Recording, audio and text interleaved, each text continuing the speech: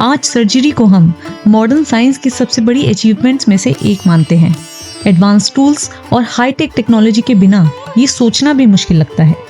लेकिन क्या आप जानते हैं 2500 साल पहले एक इंसान थे जिन्होंने बिना किसी मॉडर्न इक्विपमेंट्स के वो सर्जिकल टेक्निक्स बनाई थी जो आज भी मेडिकल साइंस का बेस है। ये कहानी है महर्षि सुश्रुत की, एक विजनरी जिन्होंने ना सिर्फ सर्जरी की शुरुआत की बल्कि एक ऐसी लेगेसी छोड़ी जो दुनिया के लिए प्राइसलेस है। पर अफसोस उनका नाम आज भी ज़्यादा लोग नहीं जानते।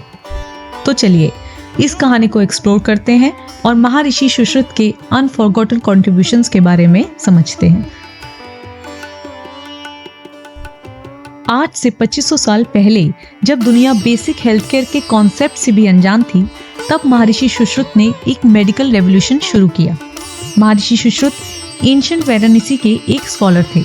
वहाँ उन्होंने लिखा सुश्रुत संहिता, सिर्फ एक मेडिकल टेक्स्ट नहीं बल्कि दुनिया का पहला सर्जिकल मैनुअल। और इस मैनुअल में क्या था?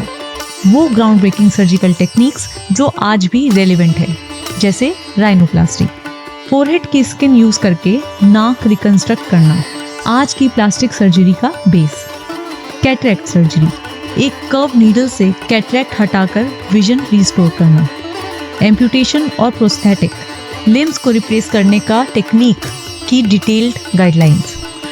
ये टेक्निक्स सिर्फ इनोवेटिव नहीं, रेवोल्यूशनरी थी। पर महर्षि सुश्रुत की कहानी सिर्फ टेक्निक्स तक सीमित नहीं थी।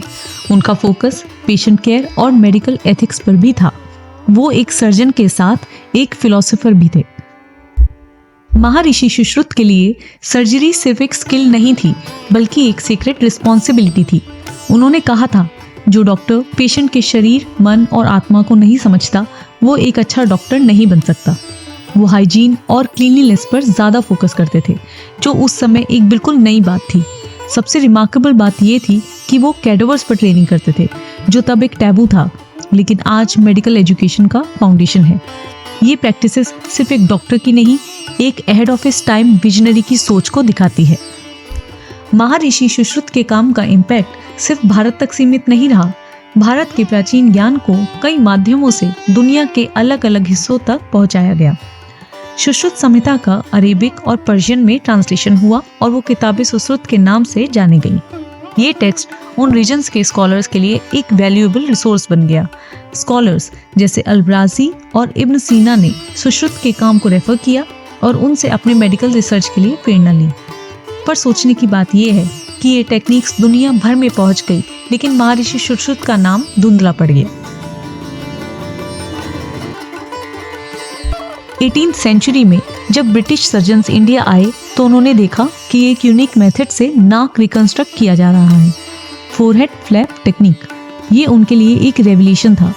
1816 में ब्रिटिश सर्जन जोसेफ कॉन्स्टेंटीन ने इस मेथड को डॉक्यूमेंट किया और यूरोप में पॉपुलराइज किया। पर आयरनी ये है कि ये टेक्निक इंडियन थी, लेकिन क्रेडिट ब्रिटिश सर्जन को मिला। महर्षि सुश्रुत का नाम हिस्ट्री के पेजेस में कहीं पीछे रह गया। आज भी हाइजीन, प्रिसिशन और पेशेंट केयर जैसी वैल्यूज मॉडर्न सर्जरी का कोर है।